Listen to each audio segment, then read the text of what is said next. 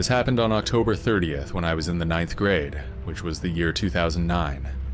My friends and I were at school, sitting together during lunch. It was me, Garrett, and Dave. The three of us had been best friends for years, and we usually hung out every chance we got. That day, we were talking about Halloween and what we should do. We were way too old for trick-or-treating, but we would usually try to find something to do. Somehow we ended up on the topic of this abandoned farmhouse that was just outside our neighborhood. Everyone in town knew about it. It had been empty for years, and there were all sorts of rumors about it being haunted or that something bad had happened there. Of course, none of us really believed the stories, but we still thought it might be fun to check it out. As the conversation went on, Garrett was the first one to bring up the idea of going there that night. Dave and I hesitated for a second, but then we agreed. It was the night before Halloween, and it seemed like the perfect thing to do. My house was closest, so we made plans to meet there after dinner. Later that evening, just after it got dark, we all gathered at my place. I told my parents we were just going to hang out in the neighborhood, which wasn't exactly a lie, but I wasn't about to tell them we were going to some creepy old house. We set off down the street, cutting through some empty lots until we reached the dirt path that led out into the country. By the time we got there, the wind had picked up, and it was almost like a dust storm out on the dirt road. The place looked even more run down than I remembered. A few windows were broken, and the wood was dark and rotting in places. We stopped a few yards from the front door, just standing there staring at it. As we got closer to the house, whatever confidence we had earlier seemed to disappear. The place looked huge, and it was towering over us. None of us wanted to be the first to go inside, so we stood around for a few minutes, trying to work up the nerve. Nobody was making a move, though. Then Garrett dared Dave to go inside by himself. "Go in, take a picture with your phone, and then come back," he said. "That way, we'll know you actually went in." Dave, never one to back down from a dare, shrugged and agreed. "Fine," he said. "I'll go in, but you guys better be waiting when I come back." He pulled out his phone and headed toward the front door, while Garrett and I stayed back near the side of the house, watching him go. The door was locked, so we had to go around to the back. We watched as he pushed the old door. It creaked as it opened, and Dave disappeared inside. We stood there for a few minutes, joking around quietly to keep ourselves from getting too freaked out. Then all of a sudden, we heard a scream from inside the house. Before we even had time to react, Dave came bursting out of the door. He was running full speed toward us. Garrett and I couldn't help but laugh at how terrified he looked. He was practically crying as he bolted out of the house. "What happened?" Garrett asked, still laughing. Dave was out of breath, and it took him a minute to calm down enough to talk. "I saw a guy in there," he finally blurted out. "He tried to grab me." Neither Garrett nor I believed him. We figured he was just trying to mess with us, but we let it slide. Then Dave mentioned that he had dropped his phone inside when he ran out. He was ready to leave it there, but Garrett and I weren't convinced there was anyone inside. We offered to go in and get it for him. Dave told us exactly where he thought he'd dropped the phone, so Garrett and I headed toward the house while he stayed outside. The back door creaked open again, and we stepped inside. It was pitch dark, and the place smelled like it had been rotting for years. I pulled out my phone and turned on the flashlight so we could see where we were going. The floorboards creaked under our feet as we moved around, but everything seemed quiet otherwise. We looked around for a few minutes, searching the spots Dave had mentioned, but we couldn't find his phone anywhere. After a while, Garrett had the idea to call the phone to see if we could hear it. He pulled out his own phone and dialed Dave's number. We waited, but there was no sound. No ringing, no vibrations, nothing. We stood there for a few more minutes, searching in silence, but eventually we gave up. "It's probably dead," Garrett said, shrugging. "Or maybe it broke when he dropped it," I added. We decided it wasn't worth it to keep looking, so we headed back outside. When we told Dave we couldn't find it, he didn't seem to care much anymore. He was just happy to get out of there. The three of us walked back to my house, and then went our separate ways, each of us heading home for the night. Everything seemed fine after that, and I didn't think much of it once I got into bed. But just as I was about to fall asleep, my phone buzzed. I grabbed it and saw that I had a new message from Dave's number. At first, I thought maybe he found his phone after all, but when I opened the message, it was a picture.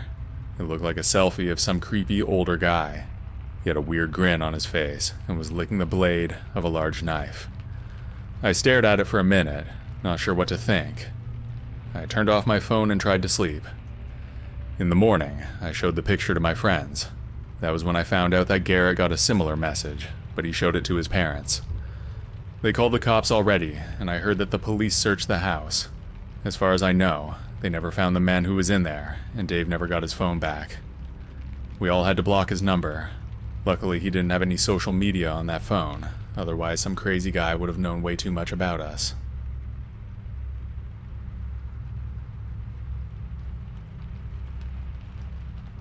When I was 10 years old, I went trick-or-treating in my neighborhood like I did every year. Normally, I would go with my parents, but at the last minute, I decided to join my older brother. His name is William, and we went with his friend Dan. They were both 13 and seemed a lot older and cooler than me. I was nervous about keeping up, but it sounded fun to go with them, so I did. My mom wasn't too happy about it, but said it was fine as long as we stayed close to home.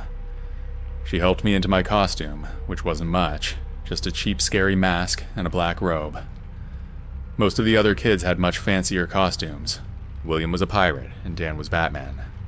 I felt a little silly when I first saw all the other guys in their well-put-together outfits. William didn't seem to care, though, and neither did Dan. They had their own costumes, and it wasn't like anyone was looking at mine too closely.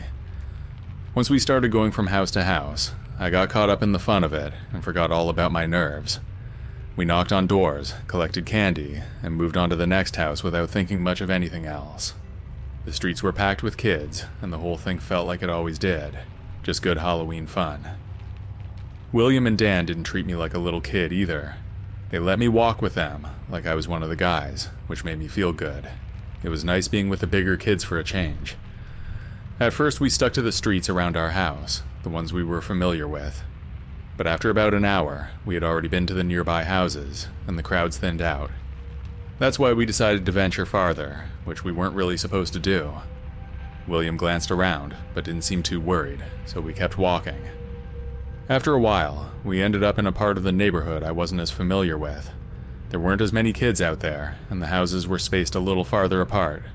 It was kind of a rich neighborhood, though, and we never felt like there was danger. William and Dan didn't seem too concerned either, but I was getting tired. I thought about asking if we could head back, but I didn't want to seem like I couldn't keep up. We kept going for a few more houses, until William suddenly tapped me on the shoulder. "Hey," he whispered, pointing down the street. "See that car over there? It's been following us for the last few houses." I looked and saw a dark car stopped a little way down the road. It wasn't doing anything, just sitting there with its headlights on. "What do you mean?" I asked. William leaned in closer. "Every time we go to a new house, it moves up a bit, like it's keeping an eye on us," he whispered. I got scared right away. William went over to Dan, and they talked quietly for a minute.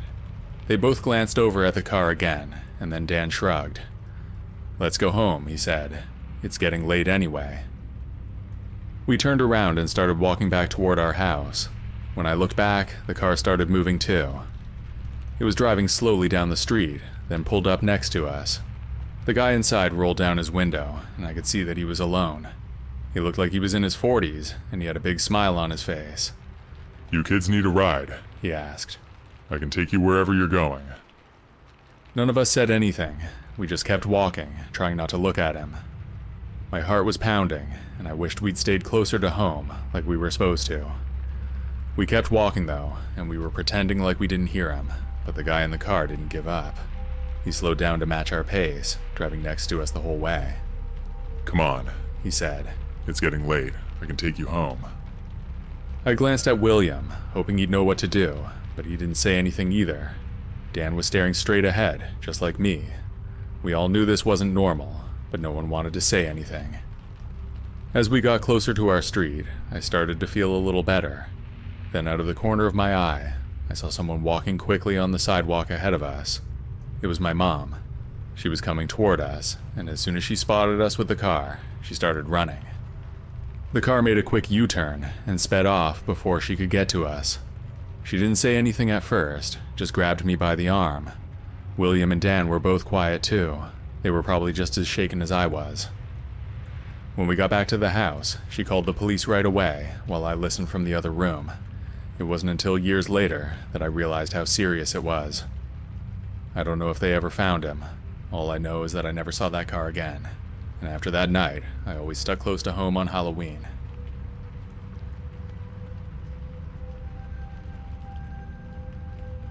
This happened back in 2021, when I was a sophomore at university.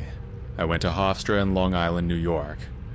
I just recently graduated with a bachelor's degree in sports media, and I really enjoyed my time there as a student. There were ups and downs, but one time it was more than just down. It was Halloween Day, and autumn was my favorite season of the year. I had nothing to do that night, even though it was on a Sunday.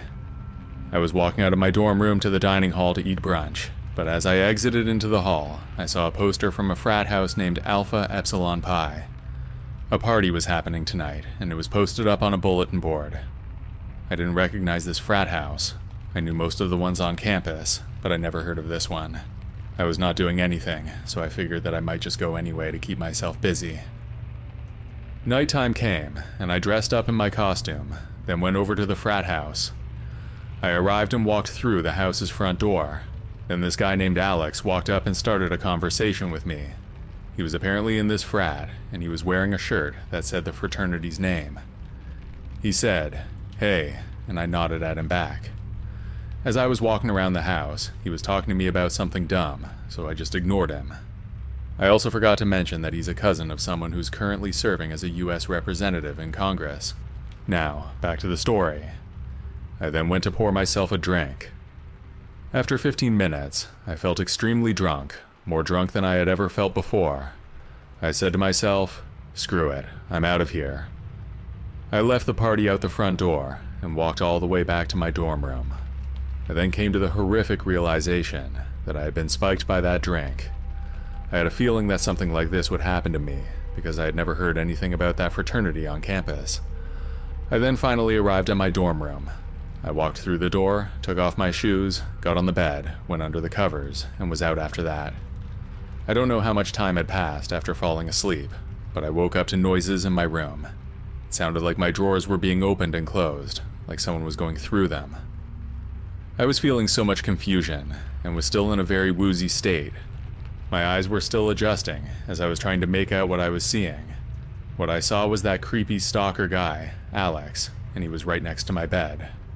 "What the hell are you doing here, man? Get the F out of my dorm room."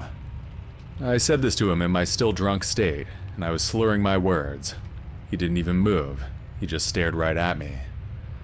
I then got out of my bed and was literally forcing him out of my room with all my strength. As I was still walking unsteadily, I pushed him out the door, closed it afterwards, and this time I remembered to lock it. I fell back asleep pretty quickly after that. I simply forgot to lock my door because of how drunk I was. The creep literally followed me back to my room. Only God can know what he would have done to me if I hadn't woken up. Morning then came, and I was still not able to function right. I emailed all of my professors and told them that I would have to skip classes because I wasn't feeling well. I made a horrible judgment call to attend that party. I shouldn't have done that since I had never heard of the frat before. I should have known that it would be very sketchy before even going there. I never reported the fraternity house or Alex to the campus life director. It wouldn't have done anything anyways since the school can't really do anything about Greek life. It was practically off campus, and a literal well-known politician is in Alex's family. I never went to any college party again after that. Now on Halloween, I just give out candy to trick-or-treaters.